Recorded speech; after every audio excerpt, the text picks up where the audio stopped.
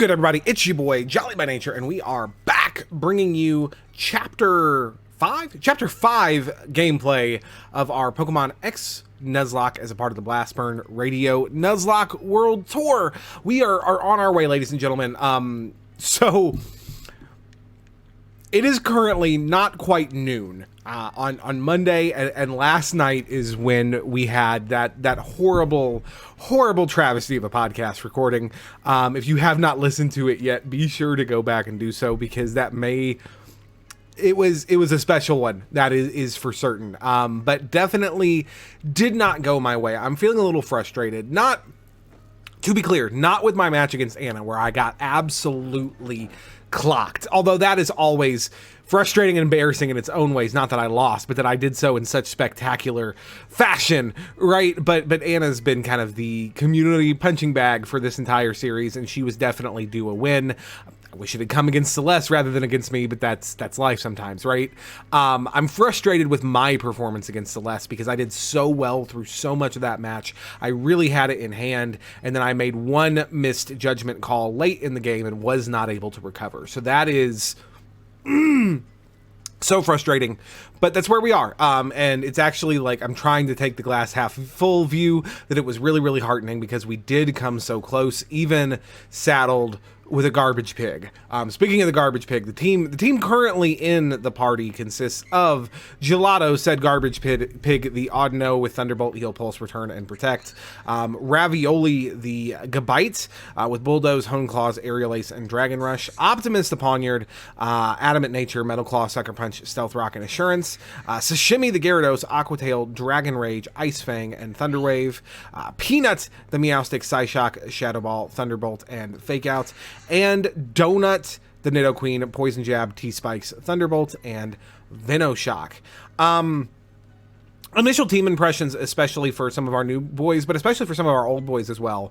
Ravioli, I think, performed about as well as we could have reasonably hoped for him to as a not fully evolved Pokemon. He did really respectable damage. Not quite as much as we needed him to. We just kind of need him to fucking evolve, like, is really just the thing, right? Like, we need more damage out of him. In hindsight, I probably should not have given her the Eviolite. I probably should have given her like the Dragon Fang or something that would have boosted her damage, because she just was not bulky even with the Eviolite, so it was kind of a waste of a held item. But now we know, right? Gelato, all salt aside, I think did about as well as we reasonably could have expected him to. We just need to find some way for him to present literally any offensive pressure, which currently he just doesn't, at least not against things that are bulky. And that is kind of the big question we ultimately must answer for you, boy Gelato. Sorry, I clipped the mic. I know that's not a pleasant ear sound. I suppose question. Let's take another look. It's been a minute since I last checked. What does Oddno ever get access to help bridge that gap of damage that we are currently experiencing? Not much. I mean, Double Edge, Last Resort, which are our physical normal stab, which is definitely not your boy's strong suit. Does get access to Calm Mind and a pretty wide variety of special coverage, which is something. Does get access to Toxic, which I'm not sure if the Toxic TM is available in gameplay or if it's post-game only in this generation. That kind of tends to go back and forth either way, depending on the games. Yeah. I mean, again, Dazzling Gleam, Surf, Thunderbolt, Ice Beam, Flamethrower, Fire Blast, Psychic, Psyshock. Like, the coverage is there. We just got to get to a point where we can actually make those moves count and deal damage. Maybe Calm Mind is the ticket, just taking the opportunity to set up and then hit a little bit more respectably with a wide variety of coverage. Like, that's probably the best that we are ever going to get your girl to be. So your boy, excuse me, Gelato. I do not mean to keep doing that. You're just a very feminine Pokemon. Optimus is definitely getting to the point as an unevolved Poniard where her low base stats are really starting to disappoint her. And Peanut, unfortunately, despite being a fully evolved Pokemon, is kind of in the same boat. Peanut got a pretty big boost early on in the game from just being a fully evolved Pokemon with strong, high base power moves like Psyshock and Shadow Ball. But as more Pokemon become fully evolved and get access to those strong moves, that relatively low attacking stat is really starting to show through.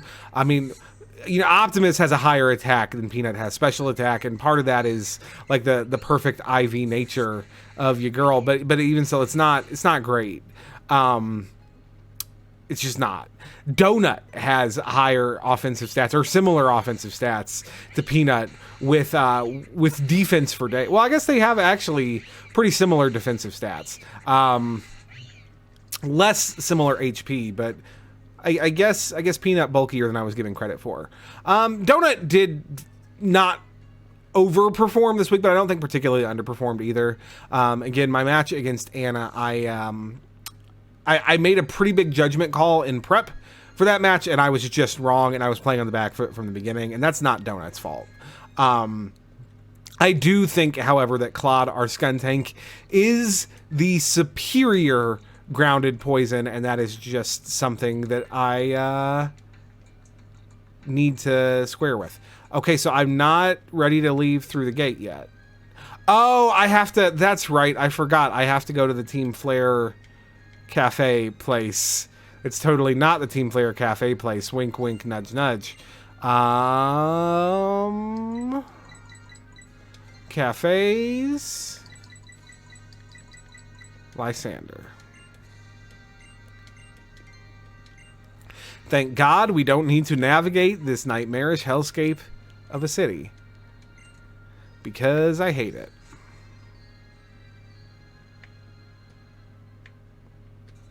Over here. I was just having a conversation with Lysander about Mega Evolution. I would like to congratulate you as well. Mega Evolution is something I too would like to be able to use. Actually, Lysander himself is of royal ancestry. He truly is a chosen one. True, I am a descendant of the king's younger brother. That being said, that story is 3,000 years old, so it might not be entirely reliable. By the way, Jolly, do you know where the Holocaster is made? No. Oh, really? Well, it just happened to be made in Lysander's lab. Lysander is a great man. He supports trainers and Pokemon research with some of the profit from the Holocaster. With some of. That is always the word when it comes to these fucking tech billionaires. Regardless, people can be divided into two groups, those who give and those who take. It's just as how the Kalos region's two legendary Pokemon gave life and took life. I want to be the kind of person who gives. But in this world, some foolish humans exist who would show their strength by taking what isn't theirs. They're filth! Long, long ago, the king of Kalos sought to take everything for his own, and he created a terrible weapon. Then the fire of destruction was unleashed. That is the legend that has been passed down. Kalos is beautiful right now. There will be no foolish actions if the number of people in Pokemon do not increase. That being said, the future isn't decided. You can't be sure each day will be like the one before. What the king of Kalos did was reprehensible. But the ultimate weapon did manage to wash the world clean of that era's filth. All right, Lysander, go off. Thank you for listening. Take that as an apology for my taking up your time. At least he recognizes it. God damn it, that noggin is fucking enormous. What a passionate person. He's just like a blazing flame. Perhaps his pride in his lineage is what makes him burn so intensely. That being said, what Lysander says is only one way of looking at things. It's not necessarily the truth. Jolly, what's truly important is the time you spend together with others. Treasure those moments spent traveling the Kalos region with your Pokemon. Cool, super glad we had this talk. Professor. Oh, look, it's Round Boy. Hello, how have you been? I just wanted to let you know we're all going to meet on Route 14. Please come and join us. All right. Taxi cab, take me away.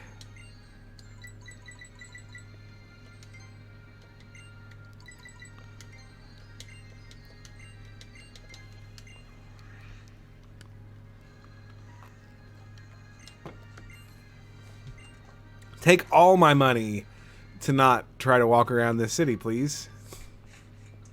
Hooray! Hello, Assbutt! You arrived very quickly. Oh, hi, Assbutt. We were just comparing how complete our Pokedexes are. I won, of course. I'll leave filling up the Pokedex to you guys, Trevor.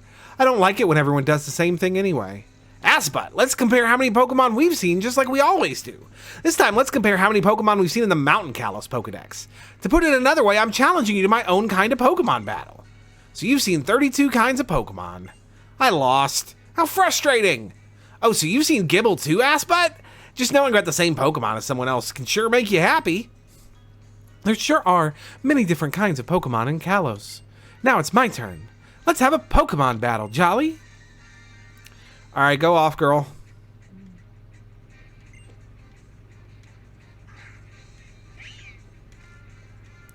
I also have one of those. But do you have one of these? You shouldn't. You should not aspire to have one of these. They're bad to have, actually.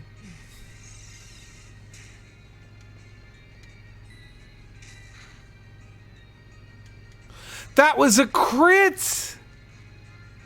Gelato, you're pretty bad at this, bud.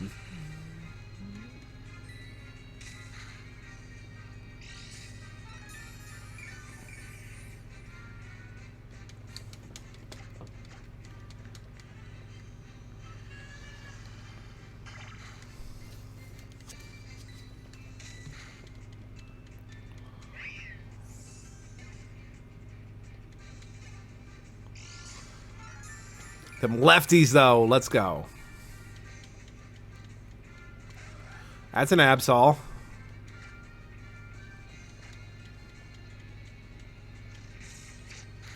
All right. Have fun.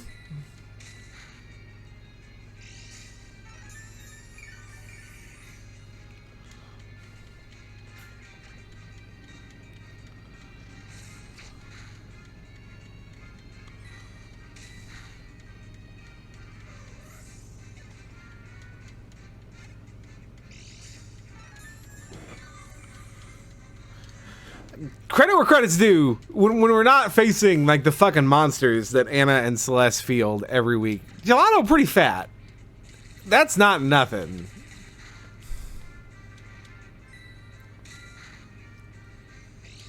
And hey, if Serena manages to kill him, he's gonna give so much EXP to her, and that'll feel good.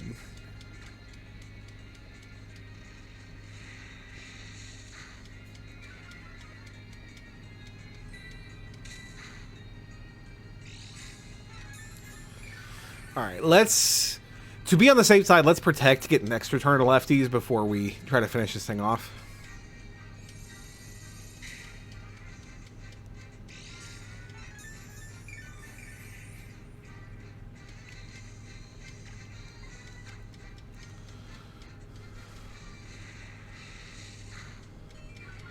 That was a lot of damage, but we're okay.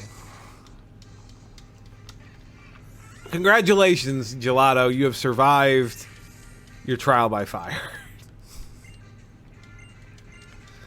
God, I can't believe we're using Gelato.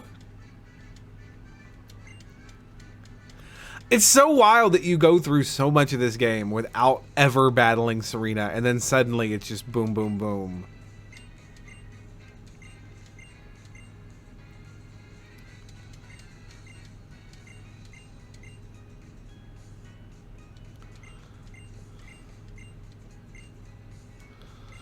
So this is like a little playground area in the woods, which is wild and a little creepy.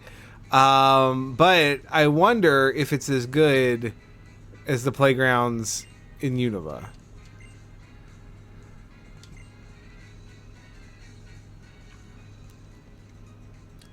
Let's find out, shall we? After we reward Gelato for his hard work with some yummy nom-noms. Can I... Yo!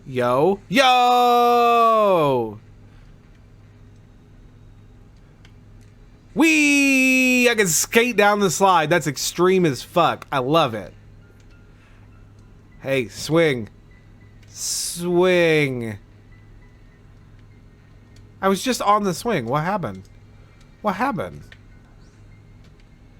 There we go.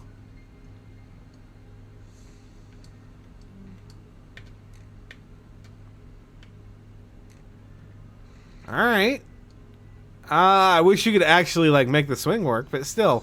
10 out of 10 playground functionality there. Good job, good job, Kalos.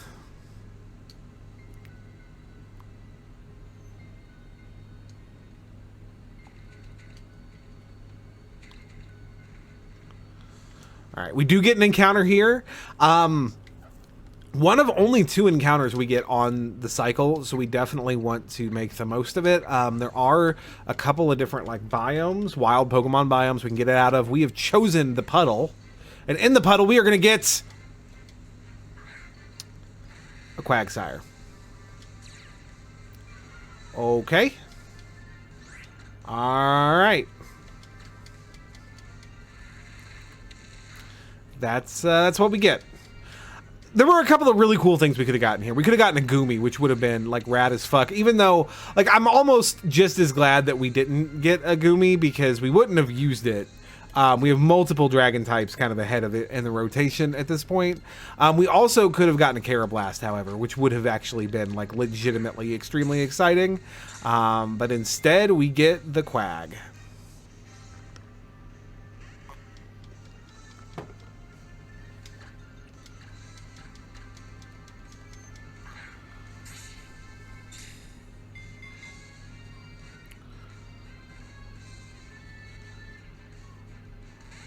Motherfuck.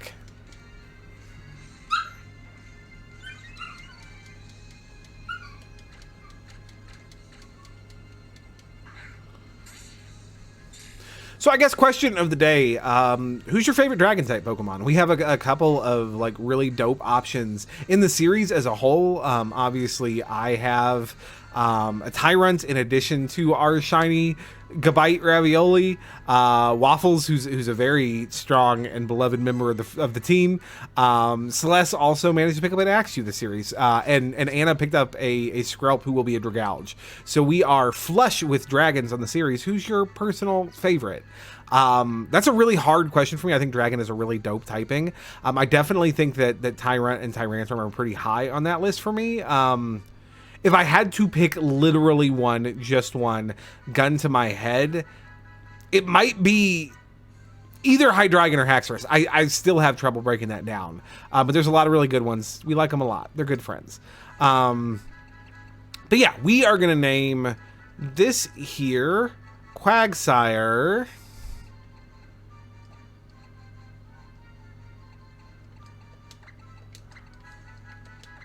We're going to name him Mud Pie, which is only loosely food, but, you know, loosely is the best kind of food, right?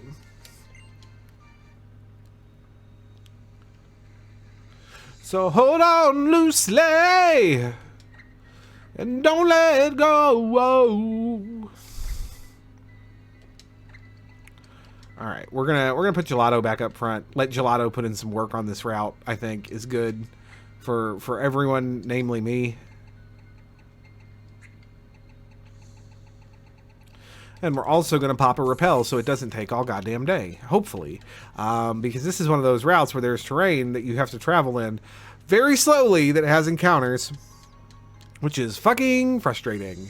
But yeah, we could have gotten a Carablast around here. We could have gotten a Goomy. We could have gotten a Haunter. Any one of which would have been, I think, just incredible. But we'll take the Quaggy hand that we were dealt. It's fine.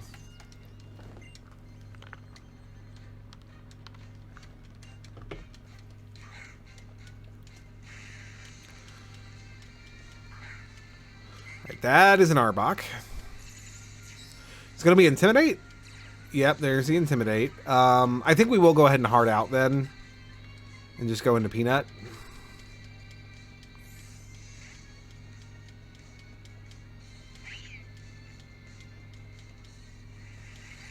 Oh, it's going to stockpile. You sneaky snick. Sneaky snick.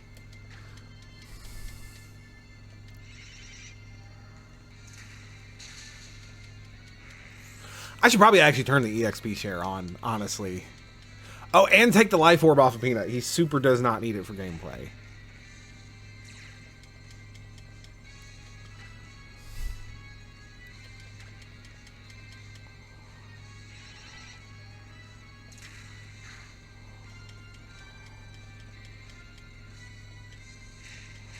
Fire Fang in the rain, that's fine.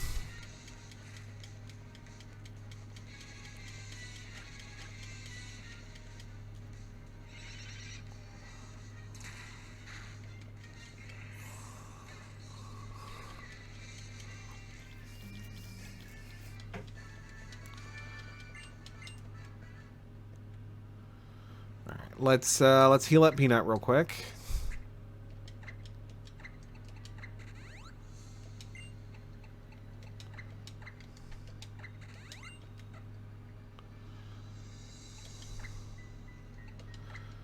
Remove the life orb.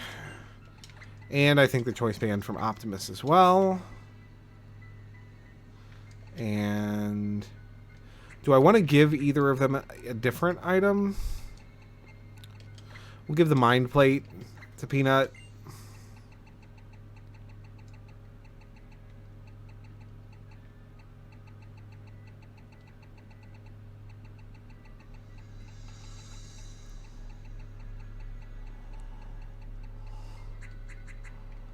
And turn the EXP share on. Let's go.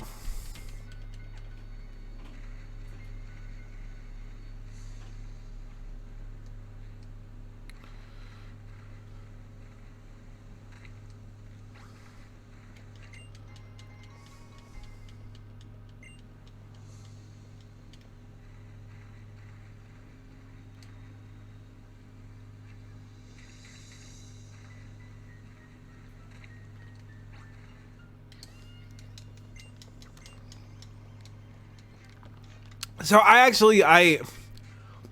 really like the aesthetic of this route. Like, I like the conceit of making your way through like a swampy marshland and having to like slowly like pick your steps because you're walking through knee-deep water, and like I think that's really cool.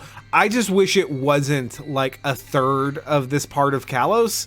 It feels like there's just too much of this, that by the time you're done in it, instead of going like, wow, that was like a really cool aesthetic, you're just relieved to finally be out of this shit.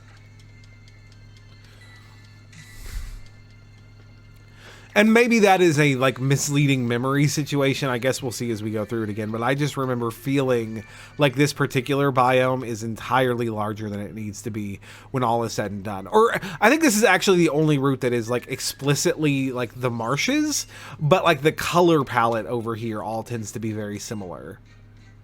And I specifically like wish that it had a little bit more variance. I think was actually the case. But you know.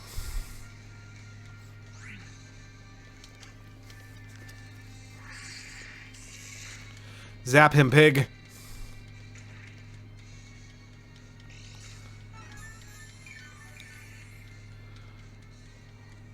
Zap him one more again.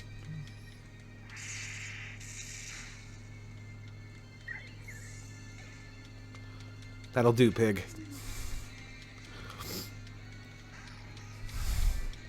Zap this one too.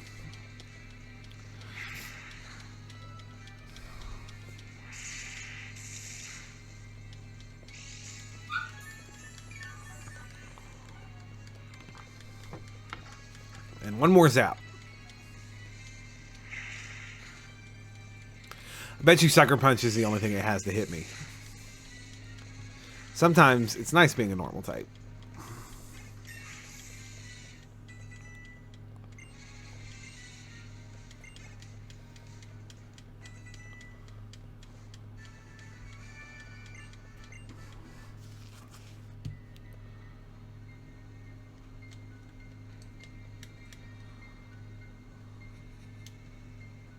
Now, you might be noticing that Taquito is not currently on the team and getting a little bit concerned. And I would like to just take a moment to reassure you. Taquito performed great this week. Not as well against Annabeth as I had genuinely hoped, because, again, I did not expect her Roserade to be around, and that thing is a problem and a half for Chaboy Taquito. But well enough.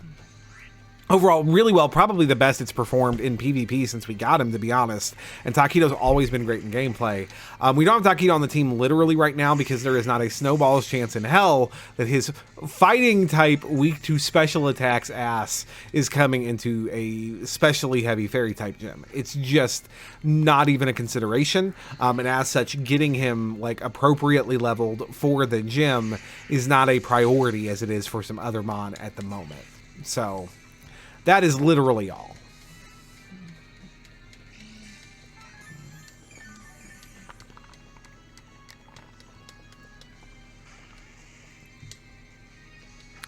I have come to realize, as I've made my way through this series, that benching starters feels bad, and I just don't fucking want to do it. And so I don't intend to. Like, unless they are terrible, absolutely god-awful, cannot justify using it, I'm going to use my starter.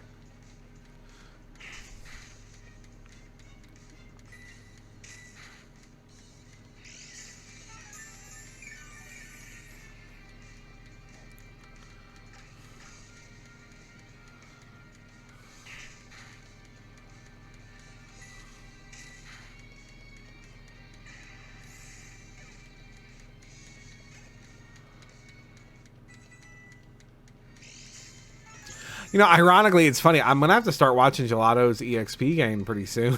As much as I did not think that those were words that I was going to be saying in that particular order. Just because I have to bring him into the gym. Like, I have no choice. So I definitely don't want to over-level him. And, like, this thing that he's doing of just punching things with return is something that he could very easily do against gym trainers to make our way through. So I should probably get him to 40 and then pull him out of the front, I think. Or even maybe pull him out of the front after this battle. Unless somebody else take the lead and let him just passively gain EXP in the back. Yeah, that's probably the play, huh? You know who can absolutely take the front and get as high of a level as he wants to in this route is Ravioli, because Ravioli has to come into the gym. I'm required to bring him, but will likely not see literally any use inside of this gym. That's a fairy trainer, and that's terrifying.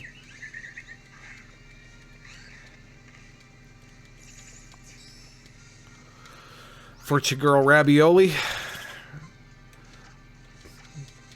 Ravioli, ravioli, give me the deathioli.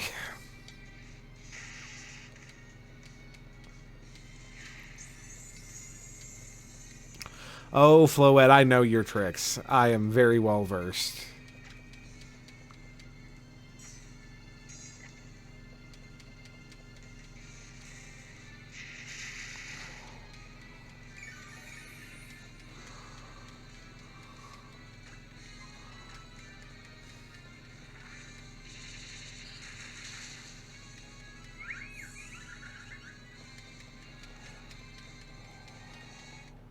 There's Gelato.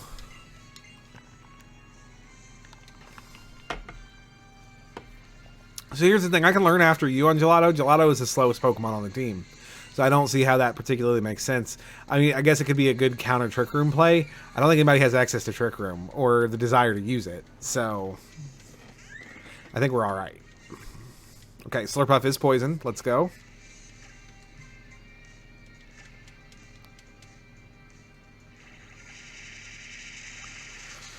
Let's go.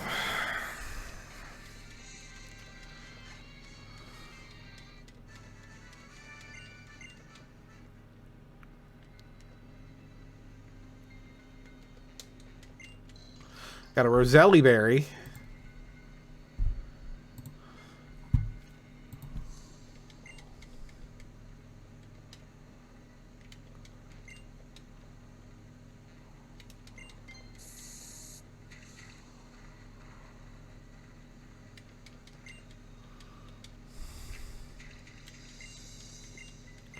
Oh, I didn't bring... Oh, there's the TM for Toxic. Let's fucking go. That's actually incredibly useful. That also means Celeste is going to have the TM for Toxic this week, which is frustrating. But, you know, sometimes it'd be like that.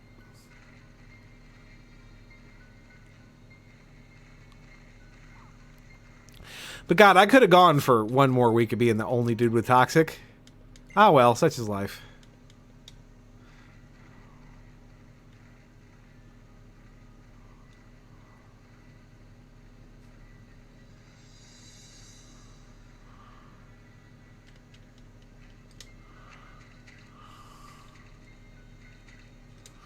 Have I been this way? Yes.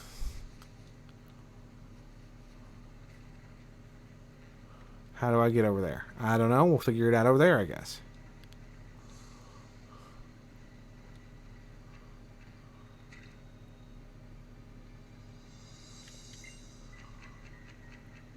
Oh god, it's a spooky house!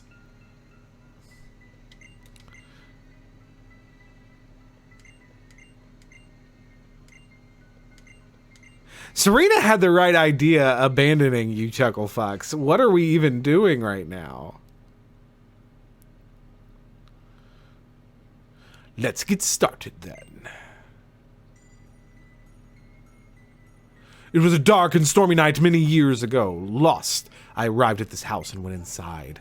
The lights would not turn on, so I fearfully looked around the house. Eventually, I made my way into the kitchen. There was no sign of anyone being there. I found the fridge, and when I opened it, a faint light leaked out. I could finally make out my surroundings, and I saw the faint outline of a man huddling in the corner of the room. I tried to tell him that I was lost, and I was hoping he'd let me stay until morning, but when I approached him, the man suddenly screamed, "Stay back!" I apologized and continued to plead my case. "Please, can't you help me?" "I'm not talking to you," he shouted. I looked at the man in surprise. When I did this, the man asked me, "Can't you see them? Behind you! A horde of faceless men!" Again, very, very cool cinematic scene here. Like the camera angle, obviously the camera movement, all incredibly aesthetic. Just a cool thing they could not do in the DS era. Now then, since I told a wonderful story that will always haunt you, would you be so kind as to tip me? If you don't, you might see something really scary. Okay, so here on the one hand, I don't believe in negotiating with terrorists. On the other hand, we do always tip our service professionals, so I suppose we will tip him. Sheesh, let's get out of here! Huh? Is it over already? I wasn't really listening. Was that story you just told really true? Alright, you scary, creepy old man guy.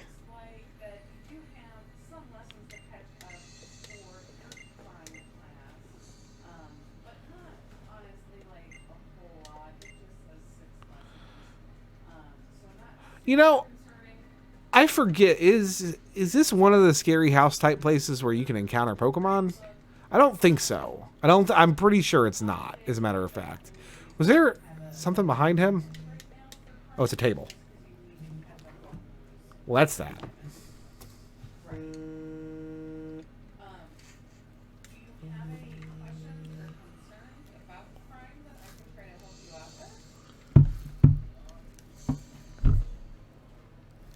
Hello? Okay, perfect.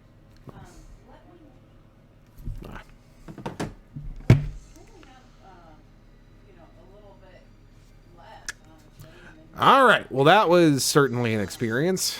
Oh, forgot to reset my repel. Womp womp.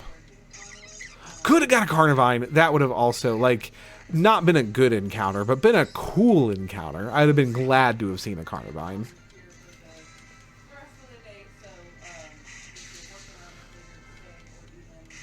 Ooh, Leaf Tornado. Oh, please don't do me a murder, Mr. Carnivine. That was... Okay, that was a crit, but that was like a pretty significant amount of damage.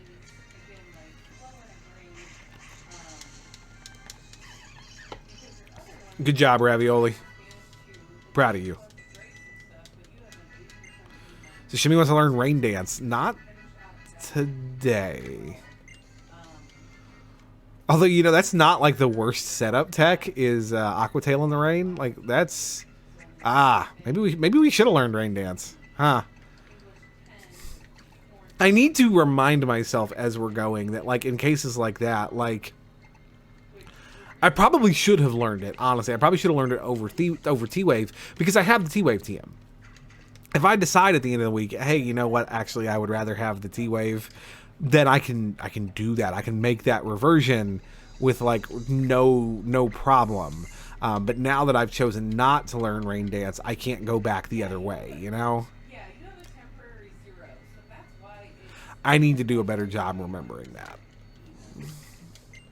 Okay, we got a spell tag. Let's go. Right, like, you've done, like, very well in your classes considering it's just, yeah, she put in a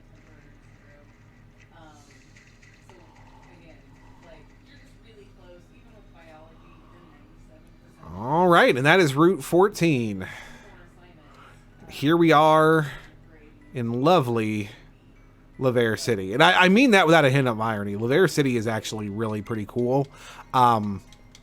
Clearly, like in the Glimwood Tangle, and I forget the name of the Galar city, like inside the Glimwood Tangle, but clearly there's some inspiration taken from Laver with all the mushrooms and whatnot. But I always thought that this was a really cool and quaint little town for the first fairy gym to be in.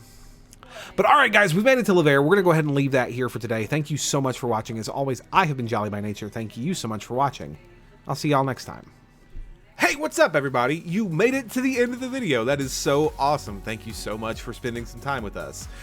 Be sure to click the like and subscribe buttons so you stay up to date on what I and my co-hosts are doing right here on the Blastburn Radio YouTube page. Also, be sure to check out Blastburn Radio Podcast, which is available wherever fine pods are casted, as well as at our website down below at blastburnradio.com. But yeah, we'll be back next time, and I hope to see you there. Take care.